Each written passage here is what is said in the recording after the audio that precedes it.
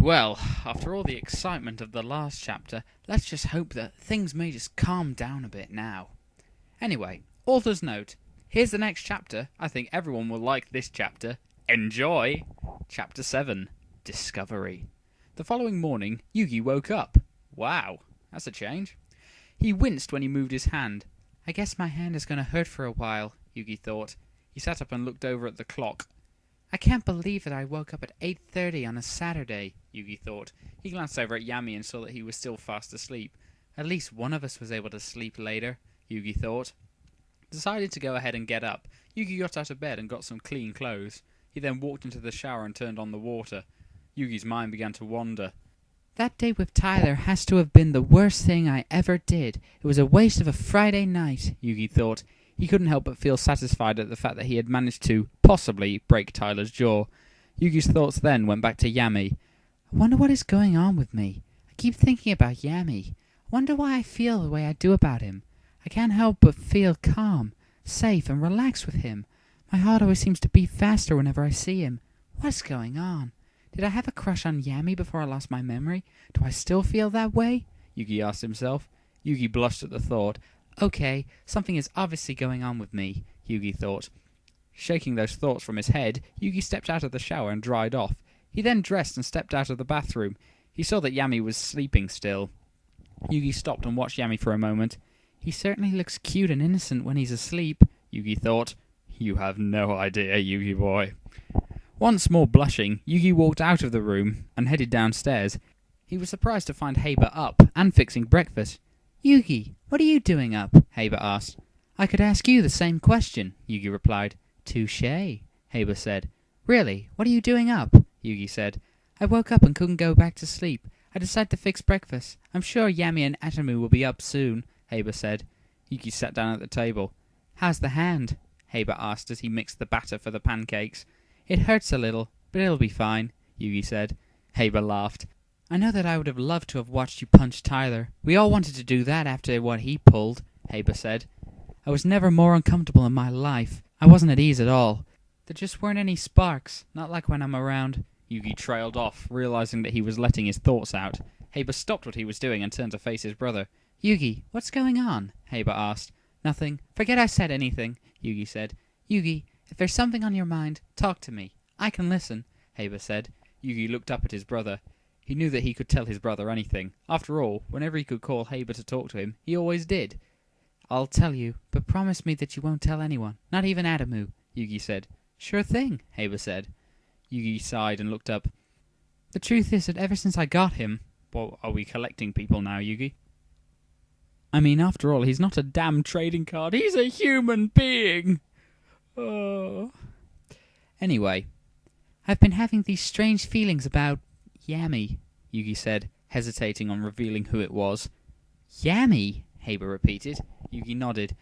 It's just that whenever I'm around Yami, I feel just safe, relaxed, and at ease. It's easy to talk to him, like I've known him for years, Yugi said. Yugi, technically speaking, you have known him for years, Heiba pointed out. Well, I don't remember any of it. It's just strange, Yugi said. What else? Heiba asked as he went back to mixing the batter. Well, my heart always seems to go faster when I'm around him. Plus, before I came downstairs, I couldn't help but think of how cute and innocent Yami seemed when he was asleep, Yugi said. Heiba smiled. He remembered Yugi telling him the exact same thing before. Well, what do you think it means? Heiba asked. I think it means that I had a crush on him, Yugi said. He smiled before saying, I think I still do. Well, the heart tends to remember what the mind can't, Heiba said. My, how poetic. In fact, very poetic, but very true, Yugi said. So, what are you going to do about it? Heiba asked. I don't know. I mean, if I told Yami all of this, it might freak him out, Yugi said. Or have him jumping for joy, Heiba thought, knowing it would thrill Yami beyond words. Plus, I'm not sure if I want to do something like that. I mean, I do have a boyfriend, even if I don't remember who he is, Yugi said. Yugi, you need to follow your heart in this. Wow, is Celine Dion going to break out in a minute? Heiba said. Yes, but what if I just hurt someone instead? Yugi asked. Heiba turned to Yugi. Yugi, your happiness is what matters right now. I think that you need to do what will make you happy, Heiba said. I just wish that I knew what that was, Yugi said. Heiba smiled. You'll figure it out, Heiba said. I hope so, Yugi said. It wasn't long before the smell of pancakes had Atomu and Yami coming down the stairs. "Great! I love pancakes," Atomu said as he sat down. "More than I like milkshakes, anyway." "We all do," Haber said as he set 4 plates of pancakes on the table. The 4 sat down and started eating. Yugi kept glancing over at Yami discreetly. Haber noticed this. "I hope that Yugi figures out what he wants to do soon. It would make Yami very happy," Haber thought. "Are we doing anything today?" Atomu asked. "Yeah, we're meeting the others at the mall, but that's not until around 11, Haber said. "Meaning that we have a while," Yami said. "Pretty much," Haber said. Atomu glanced over at Yugi. "How's your hand, Yugi?" Atomu asked. "It's fine. Hurts a little, but not that bad," Yugi answered. "That's good," Yami said. "I know that the gang will surprised to hear about you punching Tyler in the jaw," Haber said. "Although they will enjoy hearing about it," Atomu added. "That's true," Haber agreed. "Well, it might not have been the smartest move I made since I wound up with a broken hand," Yugi said. He laughed and said, "I did feel rather good about it, though." "Any of us would have," Yami said. "I take it none of you like Tyler," Yugi said. "We never have. Tyler's a player. He sleeps with the person he dates and then he dumps him. It's the same all the time," Haber said. "Well, at least I didn't fall for it," Yugi said. "You're smarter than he thought," Haber said. "I know," Yugi said. He shook his head. "I just have no idea why I did that. It's not like me to react like that," Yugi said. "I can tell you why. Over the 3 years that you don't remember, you changed a bit. Not in personality, but in your attitude. You have a more assertive personality." "So, when you said not change in personality..." "Never mind." "Maybe not like Yami or Adamu, but a lot more than before. You also learn self-defense, but you only use it in your defense." Which is really what self-defense is for, Haber said. "Or in rage," Yugi said. "Well, I would call that one justified," Yami said. "Yeah, he pretty well provoked you with what he pulled," Atomu added. "Thanks," Yugi said. After breakfast, Yami and Atomu washed the dishes while Yugi and Haber headed into the living room. "You ought to tell him," Haber said quietly. "Shut up, Haber," Yugi hissed. "Well, you should," Haber insisted. "Haber, I'll figure this out. I just need time. I don't remember 3 years of my life, so I'd like to remember something before I do anything," Yugi said. "Okay, I'll get off your back," Haber said. "Whoa, Egyptian incest. Oh, wait, sorry, that's my dirty mind." Atomu and Yami walked in a few moments later. "Do you two want to head on to the mall?" Atomu asked. "I suppose we can," Haber agreed. He looked over the two and added, "After you two get dressed, of course." "Oh, come on. We thought about going like this," Atomu said. Yami and Atomu were dressed in their boxers and a t-shirt.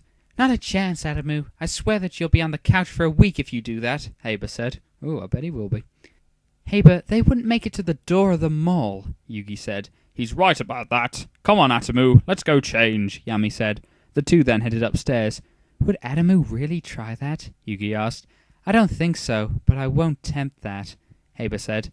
"I understand that," Yugi said. A few moments later, Atomu and Yami both walked downstairs to the living room. Both were dressed in leather.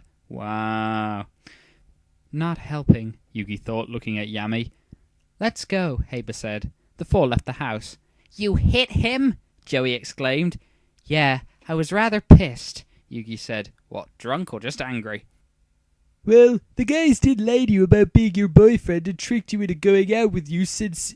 What, Tristan? What?" "Since you'd never go out with him any other way, so it's understandable why you were so angry," Tristan said. Bakura smiled. "I never thought that you had it in you to do that. I wonder if you really did break Tyler's jaw," Bakura said. Marek started laughing. "I bet he's through with you. He wouldn't want to be with someone who can fight back against him like that," Marek said. Yugi rolled his eyes. Yugi, how are you going to explain this one to your grandfather?" Taya asked. "Taya, why do you always have to bring the mood down?" Yugi sighed. "I have to tell him the truth. I can't very well lie to him," Yugi said. He glanced down at his hand. "Besides, I can't hide something like this for 6 weeks," Yugi said. "True," Joey said. "Thanks for adding that, Joey." "So, I guess you're through with Tyler now," Seto said. "Well done, Seto." "Without a doubt. I didn't really want to go out with him anyway. There was just no connection. At least I know why now," Yugi said. "Well, there's someone out there for you," are we in a Shakespearean play again? "And I'm sire that you will find him soon," Serenity said. "Yes, Lady Serenity, let us ride forth into the countryside." "I hope so," Yugi said. I just wish I could remember who my real boyfriend is, Yugi thought.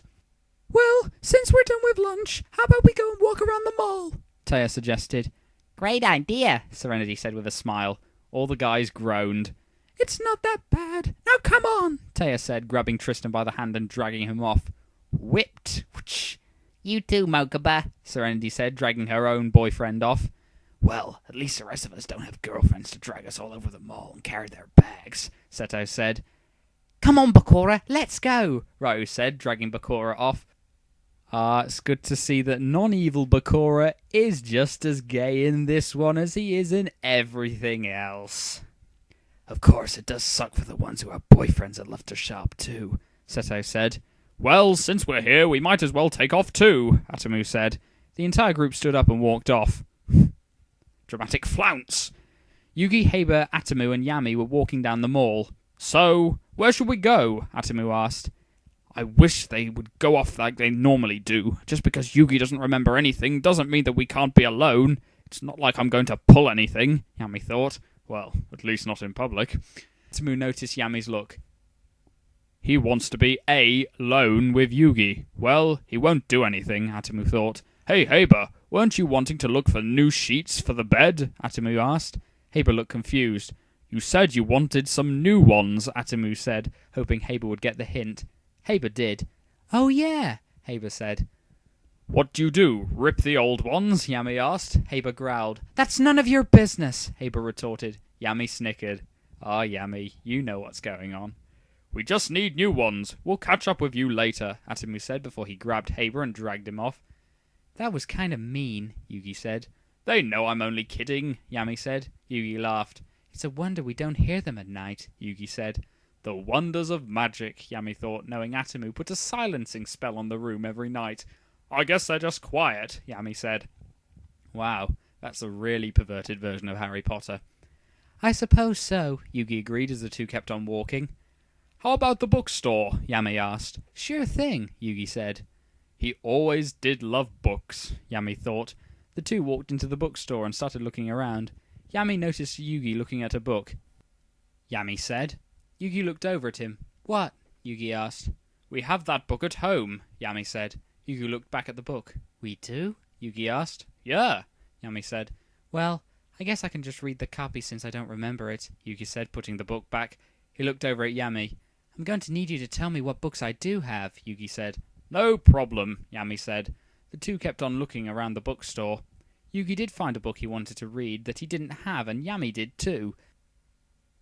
They bought their books before they left. So, you enjoy reading too? Yugi asked. Yeah, something we have in common, Yami said.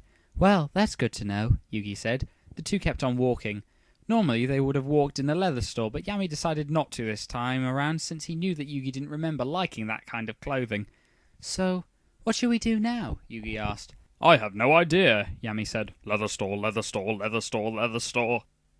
What normally happens? Yugi asked. Well, we usually walk around together. When we got done, most of the time we just went back to the food court and sat down to wait for the others, Yami said. I'm guessing that we did a lot of waiting, Yugi said. Well, normally we just read our books until the others arrived, Yami answered. Yugi then noticed something. Why don't we go in here? Yugi asked. Yami saw that it was a candle store. He knew that his boyfriend loved candles, so he saw no reason not to go in. The two walked in and started to look around.